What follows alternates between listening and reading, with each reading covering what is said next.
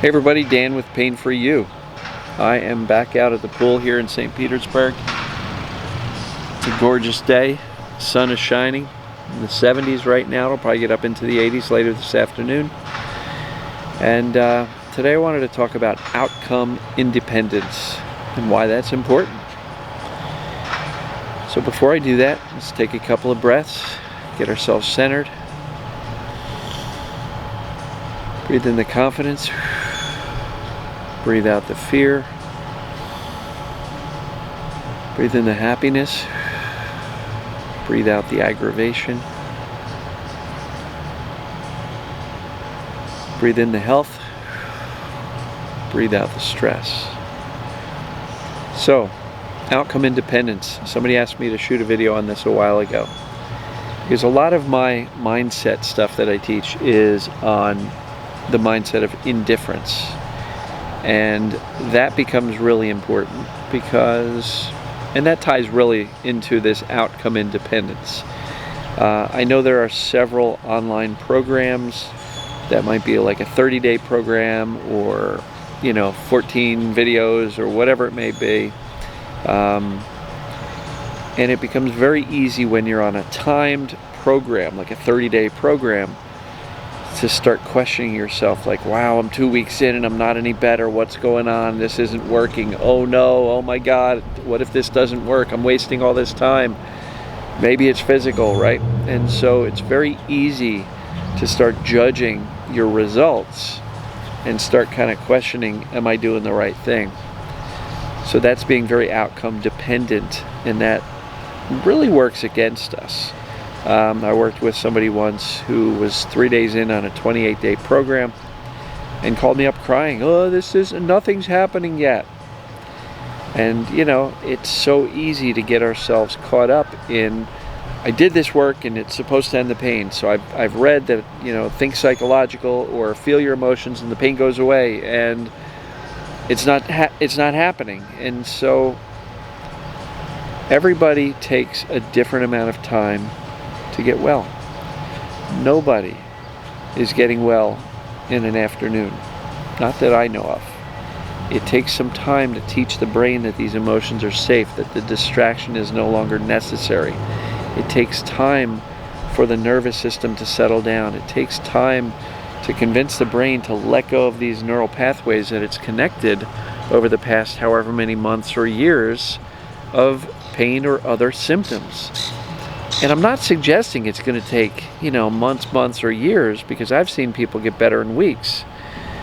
And the reason that people get better faster is because of their ability and willingness to buy into the TMS approach 100%. They believe completely what TMS is, that they have it, and they believe completely that they can get better. And so then they just kind of move forward with the rest of the process. They dive in, they feel their emotions. And whether they're working on journaling or verbal journaling or sitting and doing somatic tracking of our body and feeling the emotions physically in our body, or doing a process that was made popular by Adam Heller of Zero Pain Now. Right now, what emotion am I feeling, right? These things are the emotional discovery that I call it. But they're not the only thing necessary to heal. That's why I keep on talking about soothing, mindset, shifting your focus away from the pain. But if you put a timetable on it and you start watching the calendar, you're probably going to create a lot more doubt, worry, skepticism. You're going to start freaking out if you're checking off the days on the calendar and saying, I've been at this for 3 weeks or 3 months or 3 years and I'm not getting anywhere, so this TMS stuff doesn't work.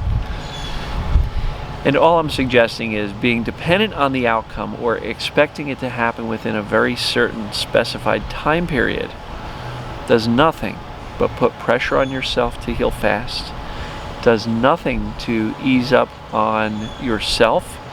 And for the perfectionists in us, many of which are TMSers, there's a belief that, hey, I'm 2 weeks in, I'm not feeling any difference at all. I must be doing something wrong, so I got to double down. I got to work extra hard at this. I'm going to journal twice a day. I'm going to feel my emotions twice a day. I'm going to soothe and meditate 3 times a day, and keep doing more and more and more. And before you realize it, this has become your #1 priority in life. And for many of us, it already is. And I did that for well over a decade. This was the most important thing, was to try to figure out this Sarno stuff. I spent hours a day on this TMShelp.com forum, which, oh, by the way, is still out there. But I spent hours a day doing that. I would read and reread Sarno's books. I would talk to my brain. It wasn't working, and I would try to double down and talk more and, think psychologically. And all I could conclude was, this isn't working. I don't know what I'm doing here.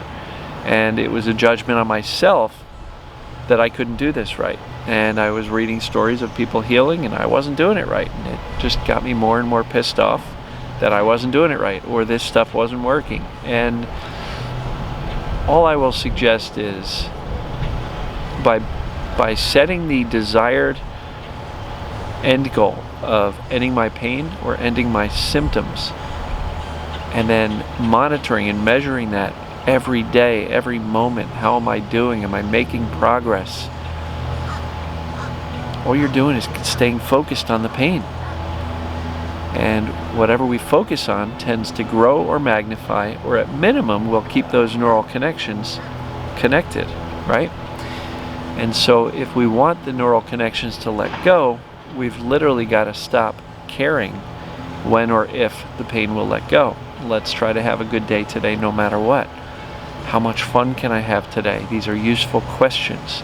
Instead of waking up and going, all right, what's my pain level? Boy, today's going to be tough. Yesterday was awful. And managing it and monitoring it all day long and researching it and digging into the TMS groups and reading all the Facebook posts and all the Facebook comments about TMS. You're literally making TMS and ending TMS your top priority, your #1 priority. And I do get it. I understand that these sensations in our body, these symptoms, they are very unpleasant, massively unpleasant. But when you realize what TMS is and know that you've got it and accept that this is what's going on in your world, these unpleasant sensations are not dangerous. And so it's really that much easier when you get it and you understand it's TMS, it's just TMS. Sorry about this noise. There's some construction going on next door. When you realize that that's the case, it's so much easier to lose the fear and take on that attitude of indifference and not be outcome independent. Because guess what? Even if the pain sticks around for a little bit longer than you want it to, if you're not fearing it, if you're not focusing on it, and you're not losing day after day after day, struggling with it, fighting with it, working to heal it, and you're actually going out and starting to have some fun, yeah, it's unpleasant. Don't get me wrong. I did plenty of stuff with my son and with friends and neighbors when I had pain, and it was very unpleasant. Not something I would choose ever. But had I decided to sit home and wallow in my symptoms and pain and kind of give up and withdraw from the rest of my life, which way would I have had more of an enjoyable life? You can either sit at home in pain, or you can go out and be in pain. But inevitably going out or doing what you can to connect with others and find joy or purpose or meaning, you're at least getting stuff done. You're at least connecting with others. You're at least trying to enjoy your life. And guess what?